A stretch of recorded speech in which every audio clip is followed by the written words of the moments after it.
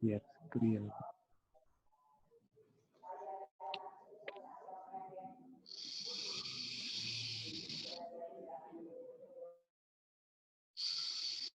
Oke. I started screen sharing.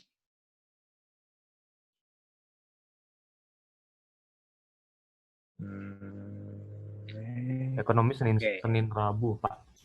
Dan Rabu ya? Senin Rabu ekonomi. Selang sehari berarti. Oke. Udah muncul belum? Udah ya? Kita coba Ada, Pak, ada. perbesar dulu nih. Zoom dulu nih. Oke, ini kan terakhir nih kita belajar ini. Masih pengertian tentang pendapatan nasional kan? Oke, kita mulai aja ya.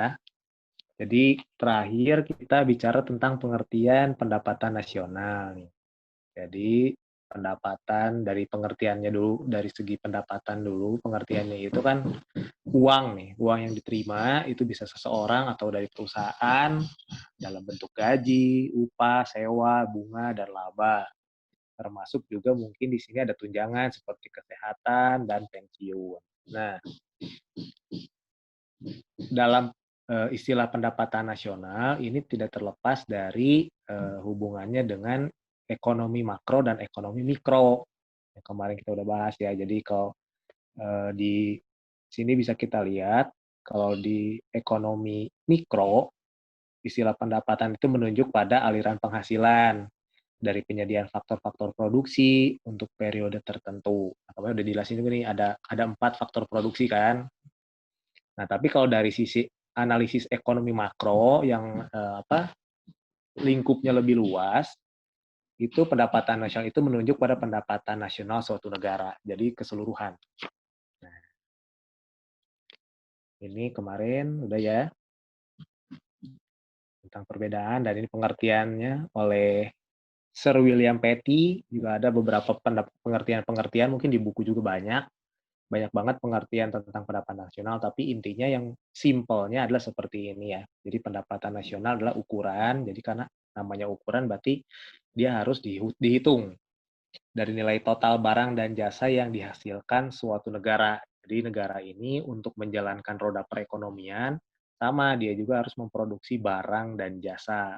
Ya kan, seingat ada pelaku ekonomi kan, dari rumah tangga produsen, rumah tangga konsumen, dari pemerintahnya, peran pemerintah, dan dari masyarakat luar negeri. Nah, itu untuk menjalankan roda pemerintahan. Roda perekonomian, bukan pemerintahan ya. Nah, ini dihitung berapa lama? Dalam kurun waktu tertentu, nah 1 tahun biasanya, dihitung 1 tahun tahunan. Ya. Nah, kita langsung di hari ini, tujuan dan manfaat mempelajari pendapatan nasional. Apa sih kok kita harus belajar pendapatan nasional ya? Kenapa pendapatan negara kita ini kita harus tahu? Kenapa kita harus mempelajari? Nah, yang pertama, nanti saya akan coba sangkut pautkan dengan kehidupan sehari-hari supaya lebih kalian bisa dapat menangkap lebih mudah. Nah, kalau dari segi tujuan dan manfaat banyak juga nih sumber-sumber lain, di buku juga ada banyak nih. Cuman intinya ada beberapa saja ini nih. Yang pertama, tujuannya kenapa sih kita mempelajari pendapatan nasional? Yang pertama itu mengetahui kemampuan dan apa ini? Bentar ya, kelihatan. Mengetahui kemampuan dan pemerataan perekonomian masyarakat dan negara. Nah, kita tahu nanti kalau kita sudah pelajari, ternyata pendapatan dari sebuah negara itu harus didistribusikan ke semua daerah. Makanya ada yang namanya itu pemerataan pembangunan supaya masyarakat adil dan sejahtera itu tercapai sesuai dengan Undang-Undang Dasar 45. Contohnya waktu itu sebelumnya di Indonesia bagian timur, kalau kalian tahu atau mengikuti berita, itu dulu harga bensin premium itu bisa 1 liter bisa 20.000. Sedangkan di Pulau Jawa atau di Sumatera harga bensin itu hanya sekitar 6.500 atau 5.000. Nah, itu kan sepertinya nggak adil ya.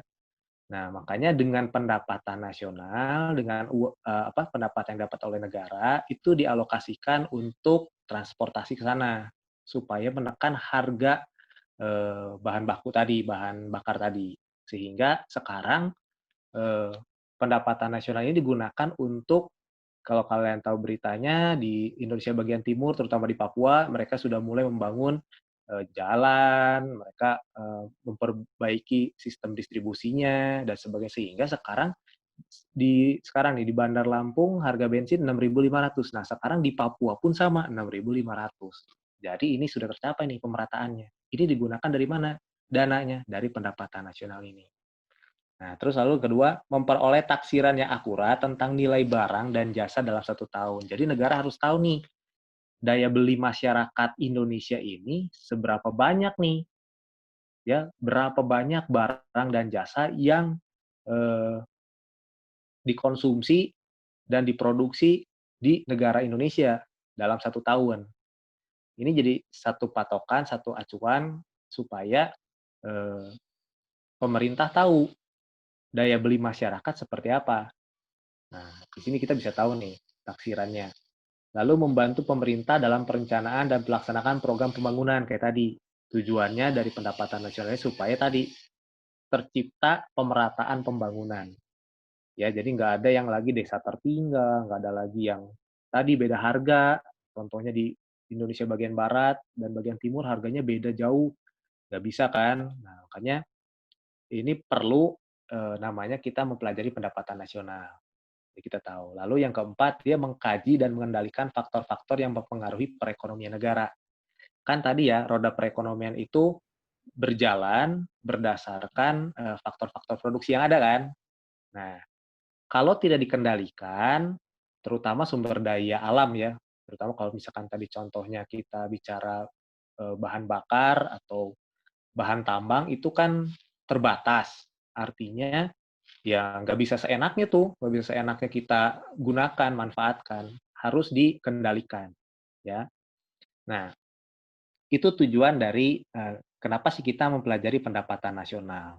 Nah, yang berikutnya manfaatnya adalah yang pertama mengetahui struktur perekonomian negara, agraris, industri atau jasa. Nah, sebetulnya ini bagi kita yang belajar pendapatan nasional, kita jadi tahu nih negara kita ini kuatnya di bidang apa? Apakah di bidang agraris, di pertanian, apakah di industri, atau di bidang jasa.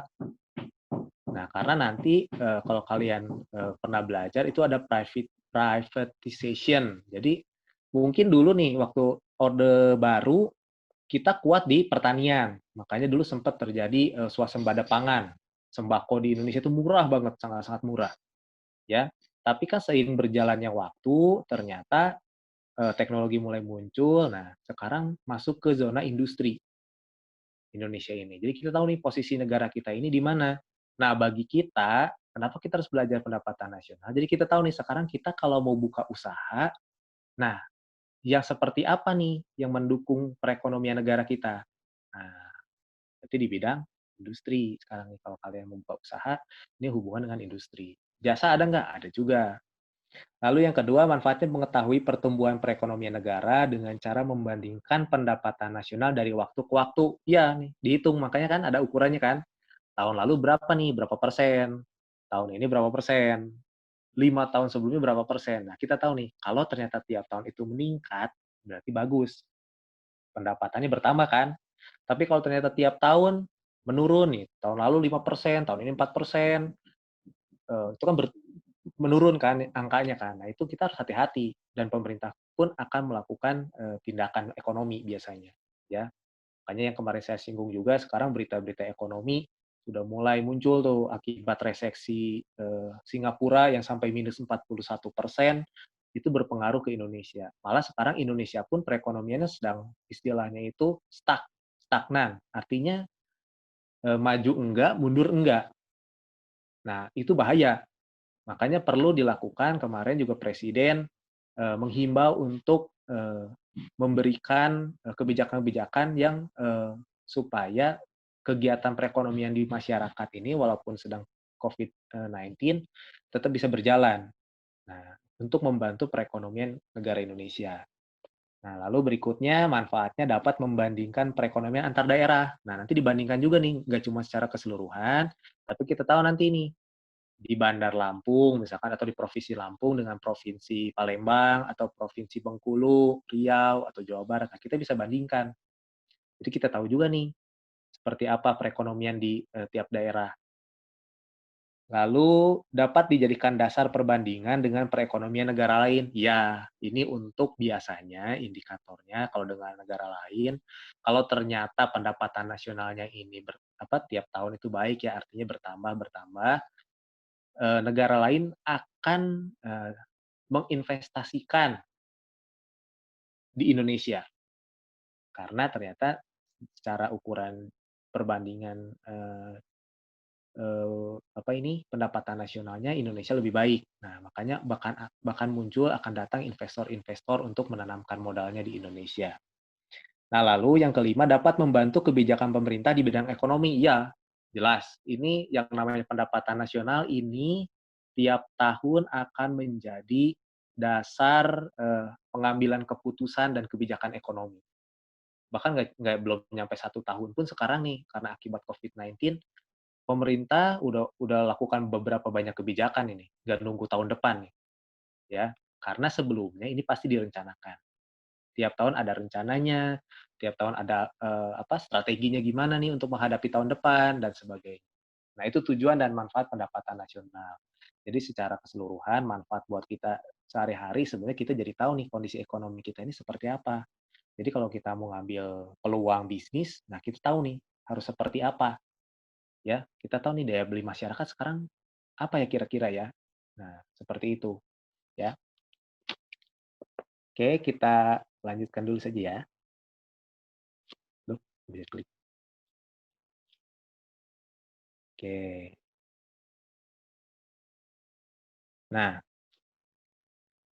di sini ada kan kita bicara pendapatan nih. Jadi negara ini punya pendapatannya dari apa aja, gitu kan? Negara ini gampang itu dapat uangnya itu dananya dari mana sih? Negara ini, Indonesia ini dapat dari mana sih? Sumber pendapatan negara itu dari mana? Dengan, kayak tadi ya, harus dialokasikan untuk pembangunan, untuk pemerataan pembangunan. Nah, tapi dananya dapat dari mana? Nah, di sini nih, ternyata sumber pendapatan negara itu cuma 3, cuman dari 3. Yang pertama itu dari penerimaan pajak, pajak nih, ada terdiri dari pajak penghasilan, pajak pertambahan nilai, pajak bumi dan bangunan, pajak barang mewah, pajak ekspor, pajak internasional dan bea masuk dan sebagainya. Nah, ini salah satunya. Ini salah satu pendapatan negara dari pajak, ya. Dan ini paling besar. Pajak ini paling besar sebagai penghasilan negara. Jadi makanya kenapa pemerintah itu menghimbau kan masyarakat itu untuk taat membayar pajak. Ya, jadi terus dihimbau nih. Kenapa? Karena saat kita membayar pajak, istilahnya kita punya usaha, punya kegiatan usaha, kita bayar pajak, nah kita punya penghasilan, tadi kan kayak kalau bekerja kita punya gaji, kita punya fasilitas, nah itu kita harus bayar pajak tuh. Nah, kita harus bayar pajak. Ternyata uang yang kita berikan, yang kita bayar, pajak yang kita bayar, itu untuk pendapatan negara. Jadi untuk digunakan sebenarnya untuk perekonomian negara kita juga, seperti itu. Nah, yang kedua, selain dari pajak, itu ada namanya hibah. Hibah itu pemberian lah, istilahnya pemberian kepada pemerintah. Jadi bersifat, kalau di sini kan penjelasannya pinjaman, tapi tidak tanpa kontrak eh, apapun. Jadi hibah yang namanya hibah kan ngasih ya, istilahnya gitu kan ngasih kan, pemberian aja. Nah ini hibah dan nggak banyak hibah ini diberikan, nggak banyak lah. Tapi tetap yang utamanya ini sumber pendapatan negara yang utama itu dari pajak. Lalu berikutnya ada sumber pendapatan non pajak di luar pajak, bukan pajak, bukan hibah juga. Contohnya dia penyewaan barang milik pemerintah kepada pihak swasta, itu ada tuh. Kan pemerintah juga ada tuh. Lalu keuntungan BUMN. Nah, ini juga dari non pajak nih. Kemarin kalau kalian baca berita, itu sekarang BUMN mulai trennya positif. kinerjanya baik sehingga memberikan sumbangsih kepada pendapatan negara besar tuh, lumayan tuh, berapa ratus miliar gitu. Nah, ini dari BUMN, dari Badan Usaha Milik Negara.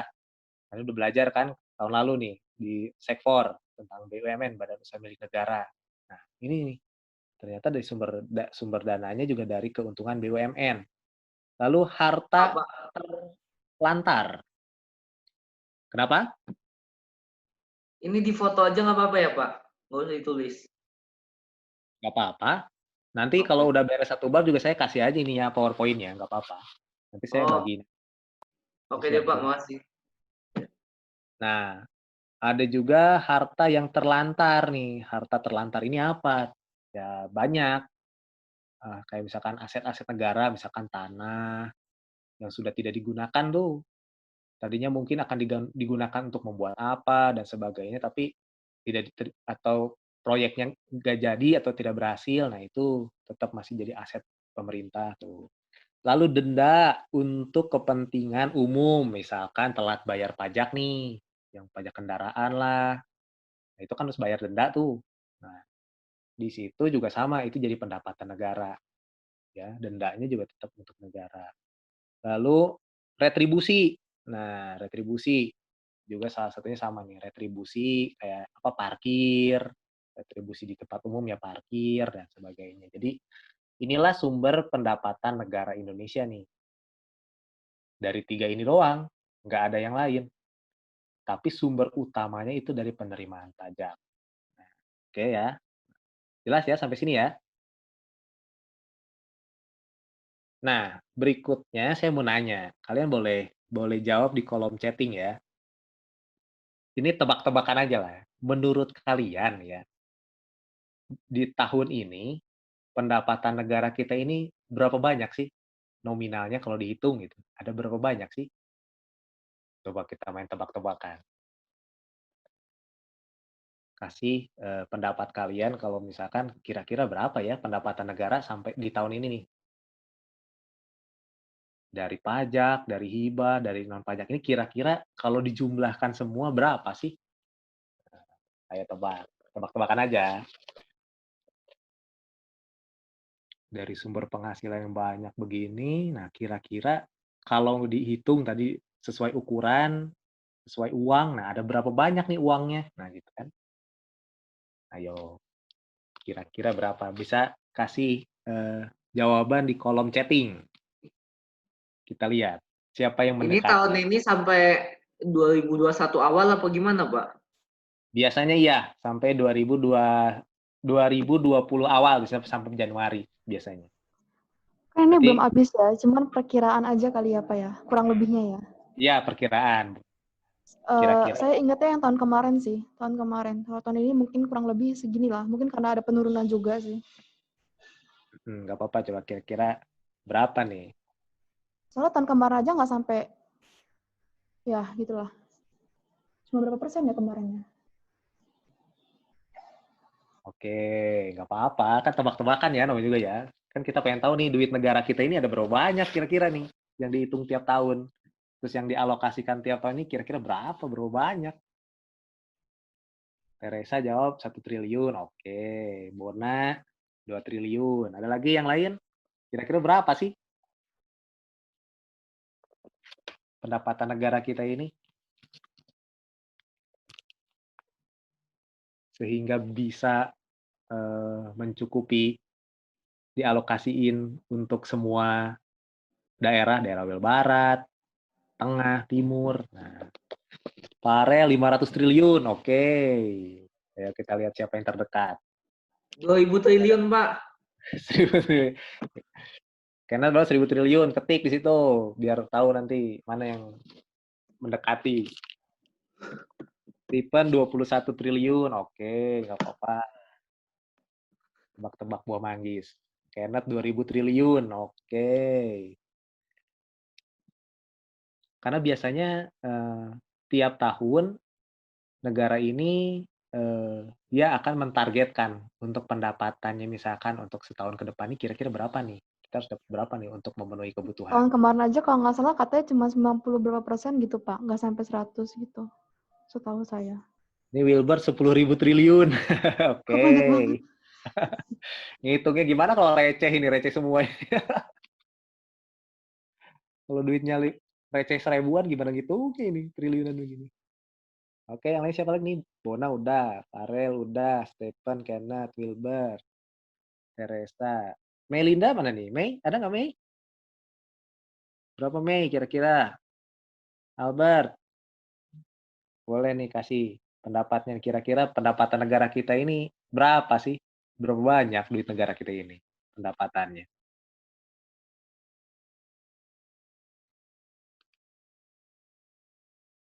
Masih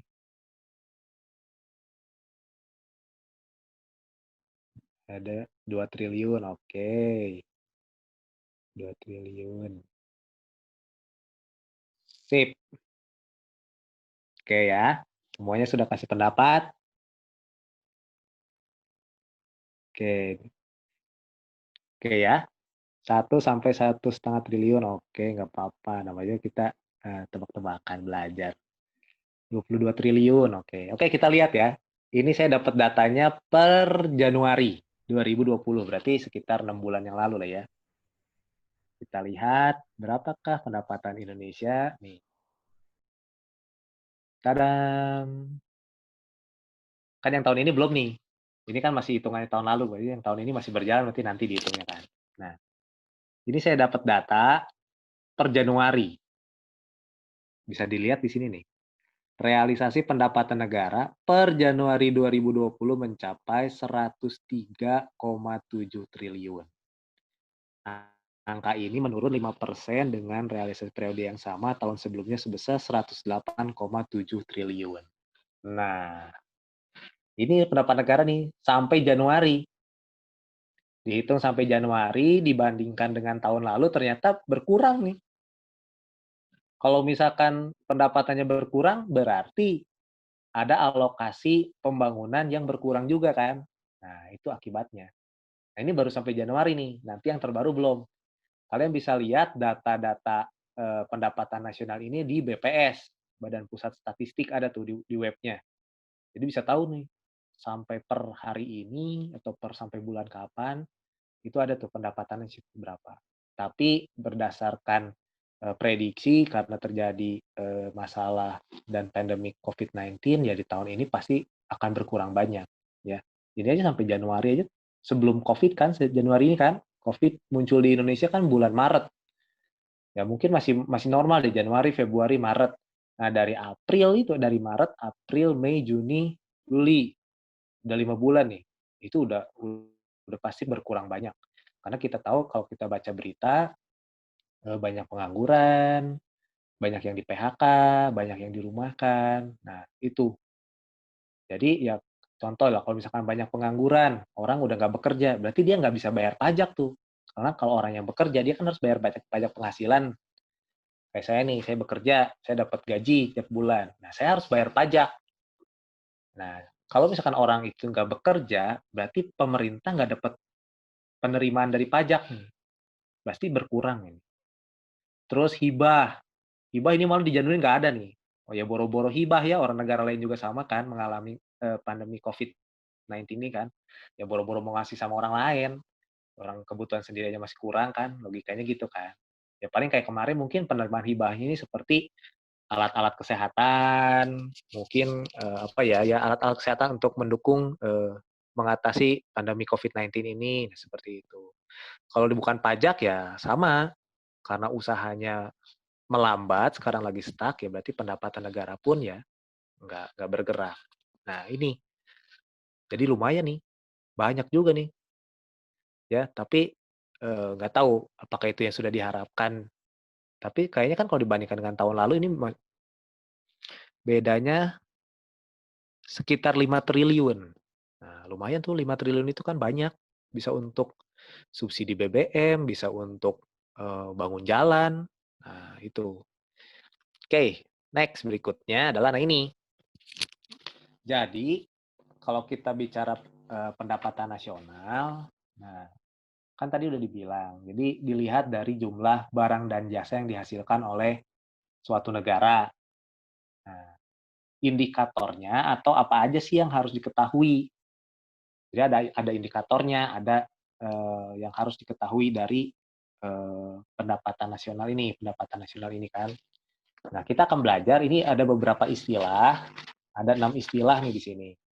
Nah, ini yang nanti akan kita hitung. Ada produk domestik bruto atau PDB, ada produk nasional bruto atau PNB, ada net national product NNP, ada national income NI, ada personal income itu PI, dan ada disposable income. Nah, ini yang kita akan coba hitung nanti. Kita coba hitung nih dari pendapatan nasional ini. Nah, saya jelasin sedikit dulu tentang indikatornya ini. Jadi yang pertama produk domestik bruto. Ada namanya tuh PDB. Nah, nanti kalian bisa juga cari di beberapa sumber. Nah, PDB itu sebetulnya adalah salah satu indikator penting untuk mengetahui kondisi ekonomi di suatu negara dalam suatu periode tertentu. Baik atas dasar harga berlaku maupun atas dasar harga konstan.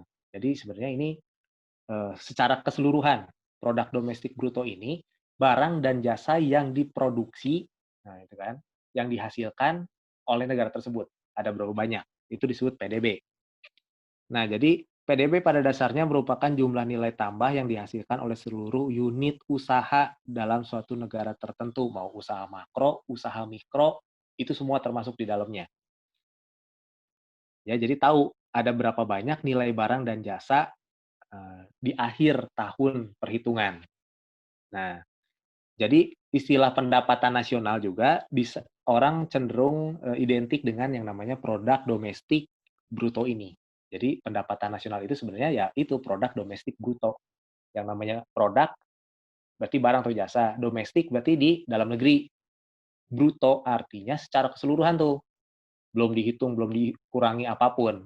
Nah, jadi seluruh aja dihitung pokoknya barang dan jasa selama 1 tahun yang dihasilkan oleh negara tersebut, nah ada berapa banyak, itu dihitung. Nah, dari data PDB tadi, produk domestik bruto, nah ada beberapa indikator lainnya tuh diturunkan lagi untuk mengetahui pendapatan nasionalnya seperti apa. Ada yang berikutnya yang kedua tuh, produk nasional bruto atau PNB.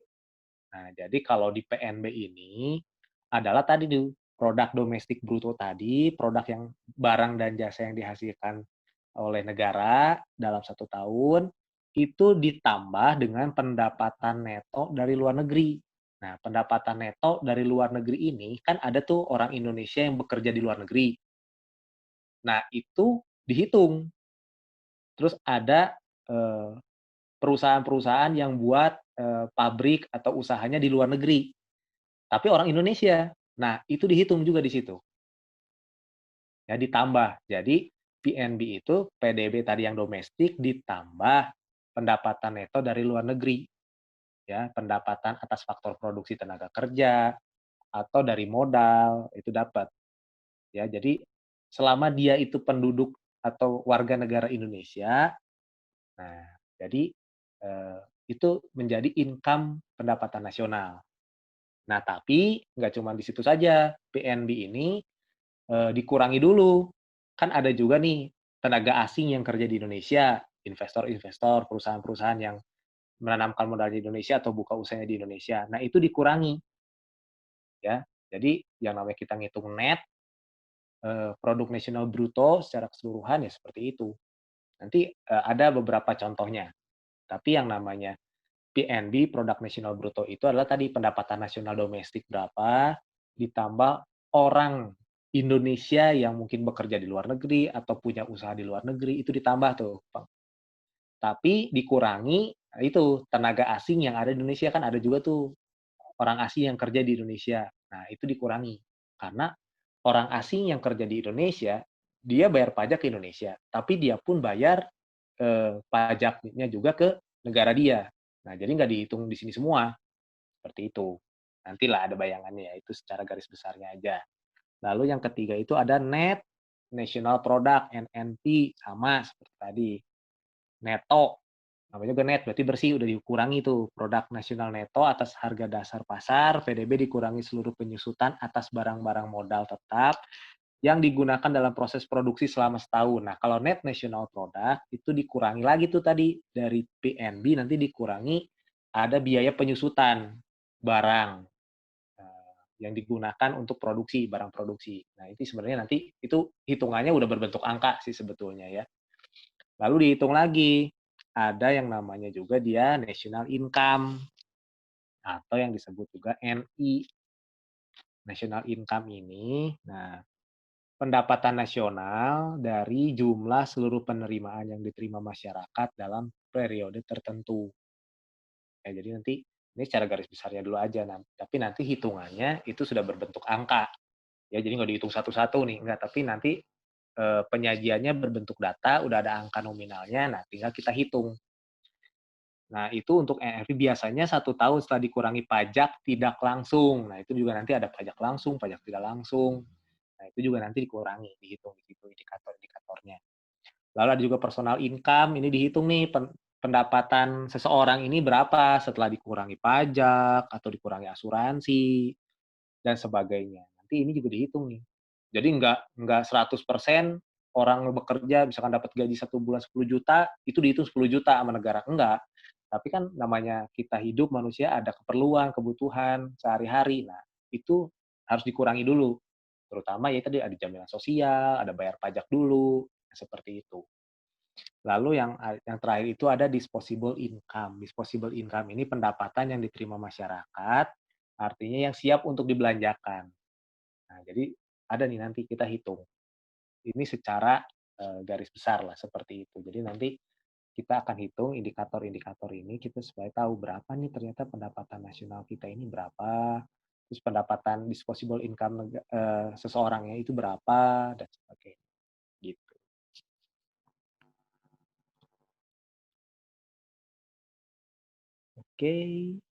Oke, selesai. Paling nanti saya kasih kertas kerja di Google Classroom. Kalian boleh kerjakan itu seperti yang kemarin instruksinya ya. Jadi instruksinya gampang.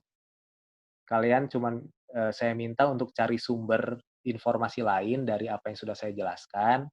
Boleh lihat Google, cuman copy paste, tapi perhatikan si ininya ya, instruksinya. Ya, walaupun itu cuman copy paste dari Google, itu untuk menambah pengetahuan kalian, tolong diperhatikan instruksinya. Ya, dari penulisannya dan sebagainya. Jadi ini untuk menambah pengetahuan kalian mengenai apa yang sudah saya jelaskan di pertemuan pertama sama hari ini. Ya. Nah, ini nih. Nah, ini ya. Jangan lupa kasih nama, kelas, dan hari atau tanggal. Nah, ini.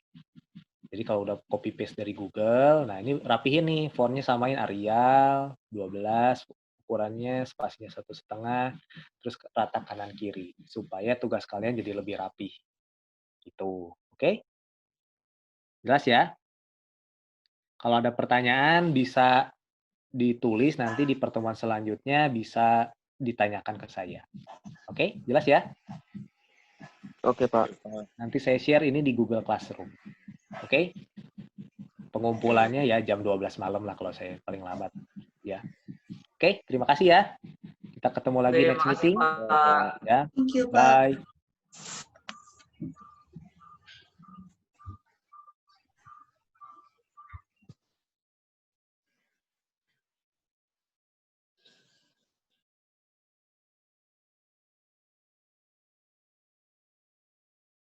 Oke. Coba stop share.